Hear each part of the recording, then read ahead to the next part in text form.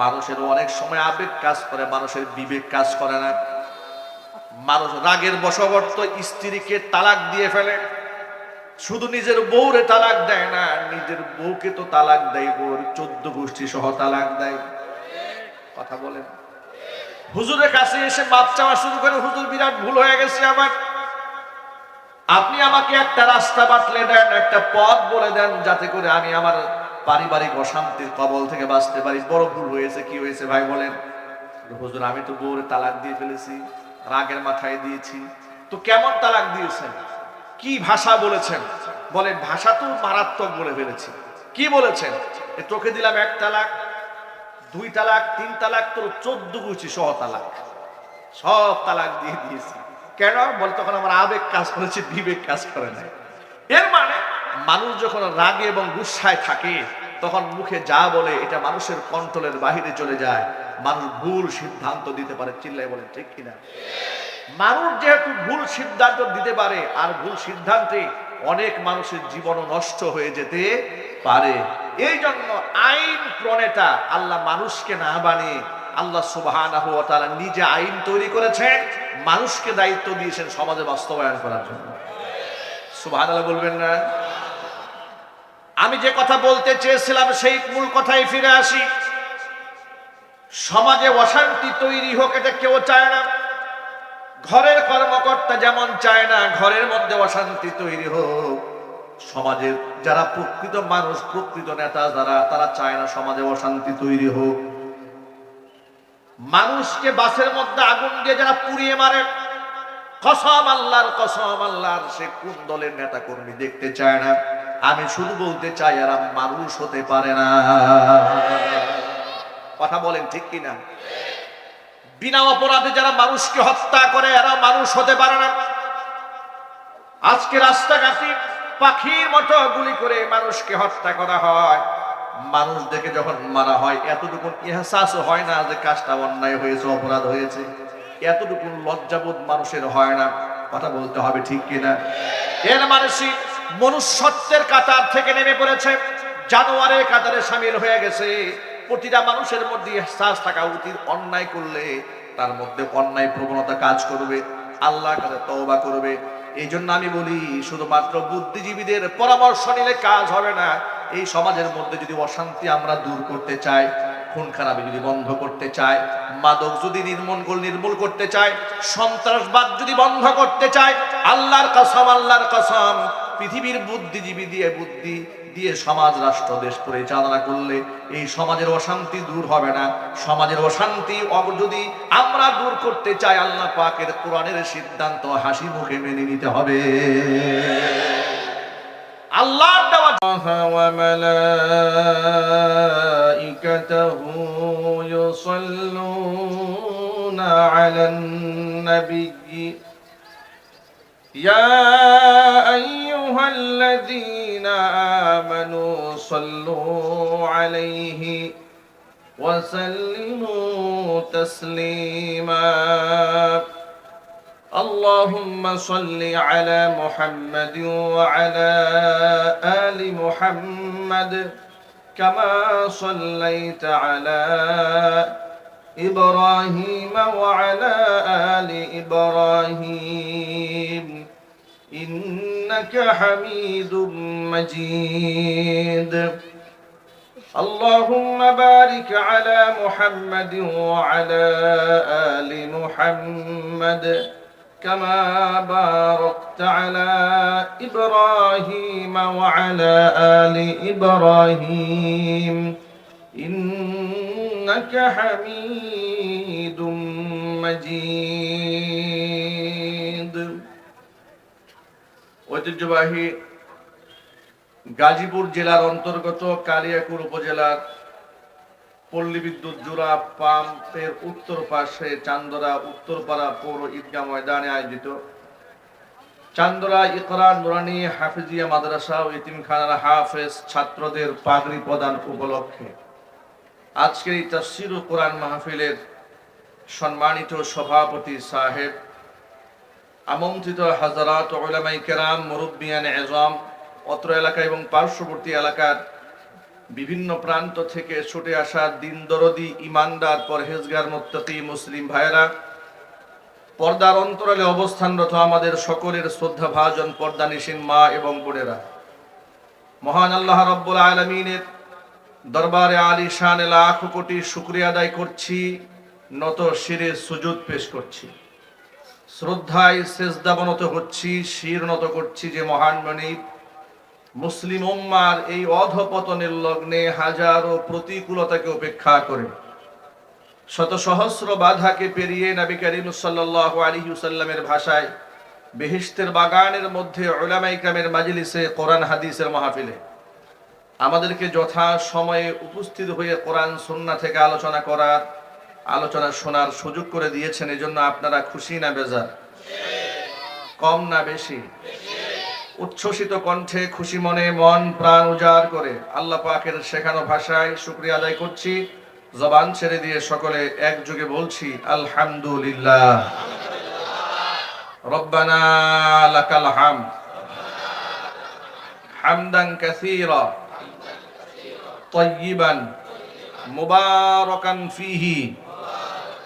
রব্বানা লাকাল হামদু কামা ইয়ানবাগি লিজালালি ওয়াজহিকা ওয়া আযীমি সুলতানিকা।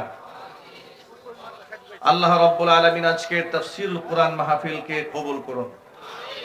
চান্দরা ইকরা নুরানি হাফিজিয়া মাদ্রাসা ও এতিমখানাকে আল্লাহ তাআলা কিয়ামত পর্যন্ত কবুল করুন। মাদ্রাসার সমস্ত হাজাত আল্লাহ পাক তার গায়বে খাজানা থেকে মিটিয়ে দিন। অক্লান্ত পরিশ্রম করে এই জান্নাতের বাগান যারা সাজিয়েছেন, দূরদারাজ থেকে বয়ান শোনার জন্য যারা এসেছেন, আজকের মাহফিলের ওয়াসিলা করে আল্লাহ তাআলা সকলকে পরিপূর্ণ হেদায়েত নসিব করুন। কাল হাসরের কঠিন ময়দানে আয়োজন আল্লাহ তাআলা আমাদের সকলের নাজাতের জরিয়া হিসেবে কবুল করে নিন। প্রিয় বন্ধুগণ, উলামায়ে কিরাম আপনাদের সামনে বক্তৃতা পেশ করেন কোরআন এবং সুন্নাহ থেকে।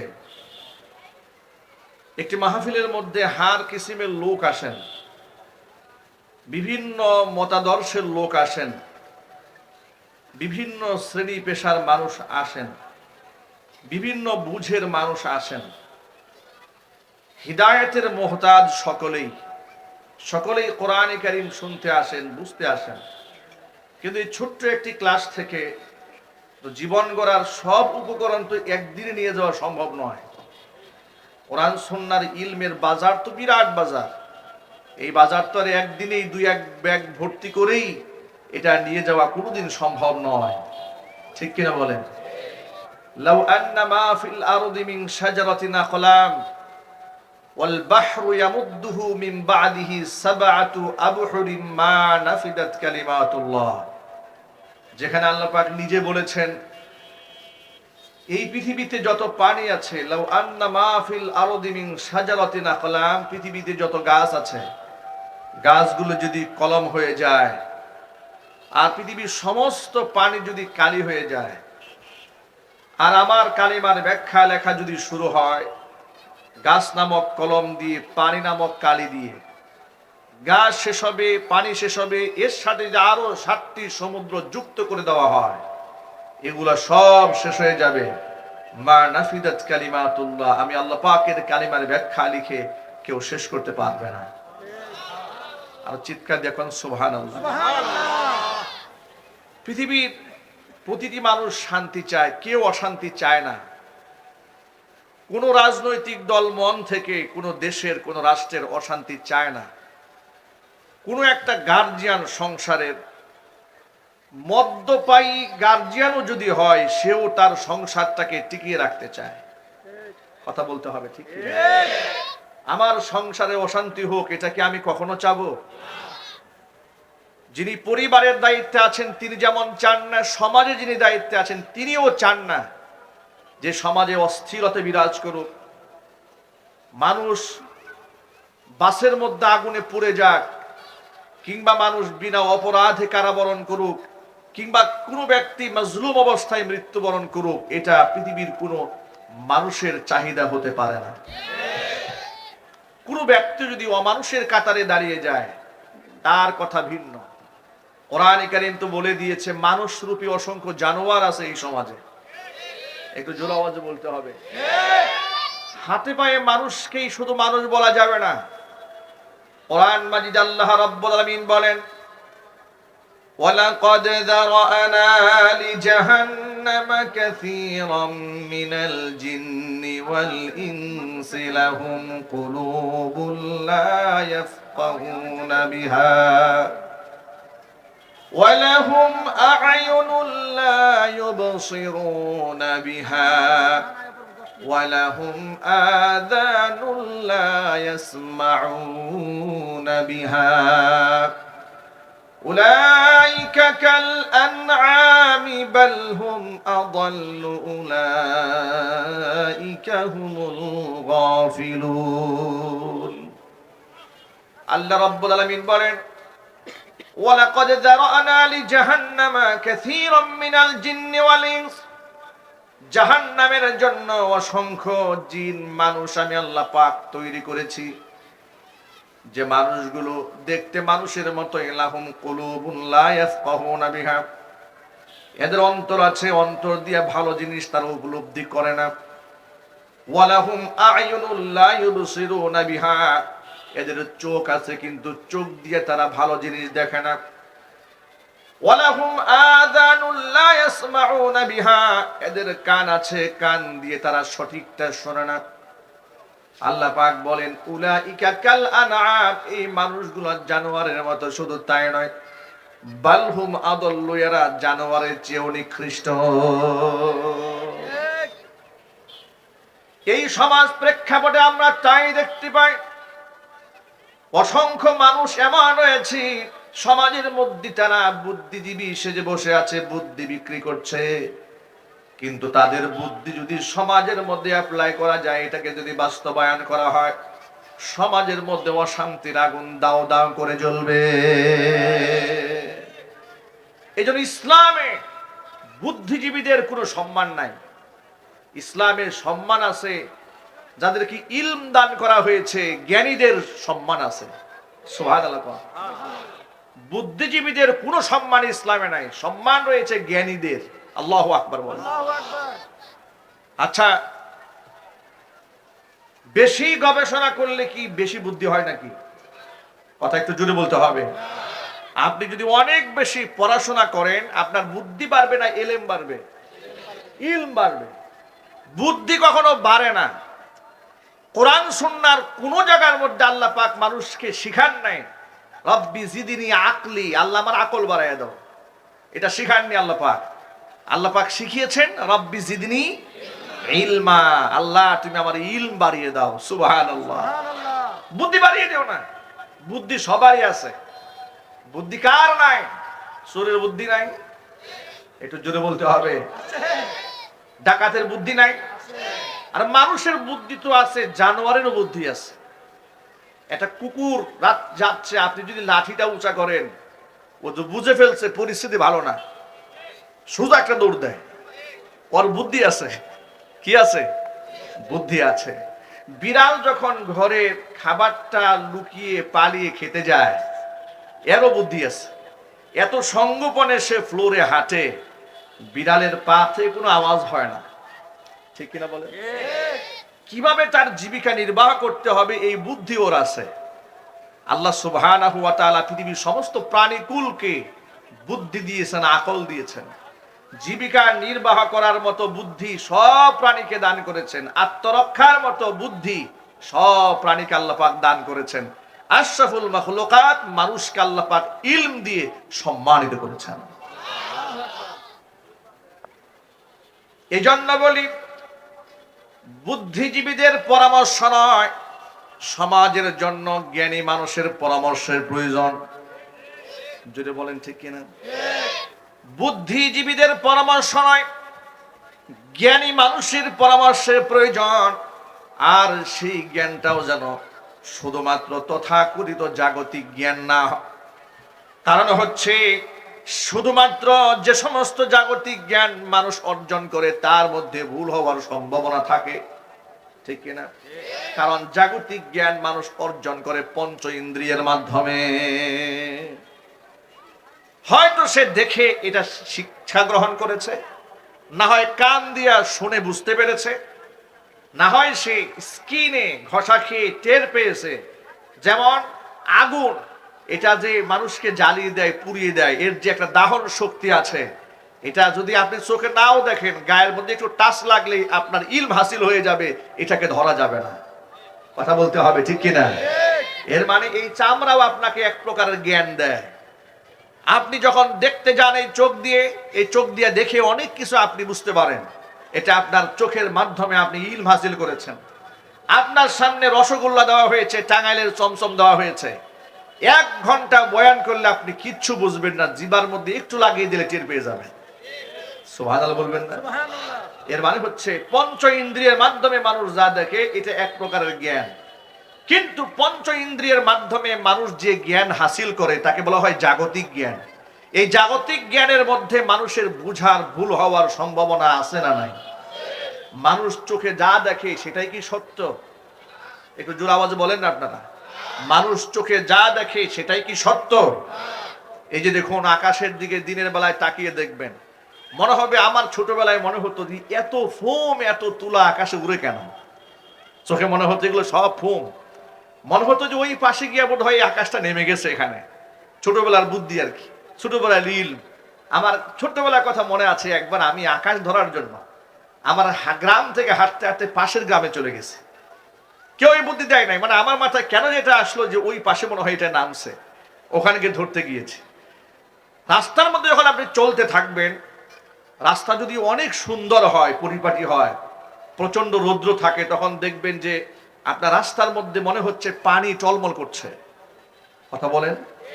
কিন্তু আসলে কি রাস্তায় পানি আছে? এটাকে বলা হয় মরিচিকা, আপনার চোখের ধাঁধা। এর মানে পঞ্চ ইন্দ্রিয়ের মাধ্যমে মানুষ যা দেখে সেটা অনেক সময় ভুল হতে পারে।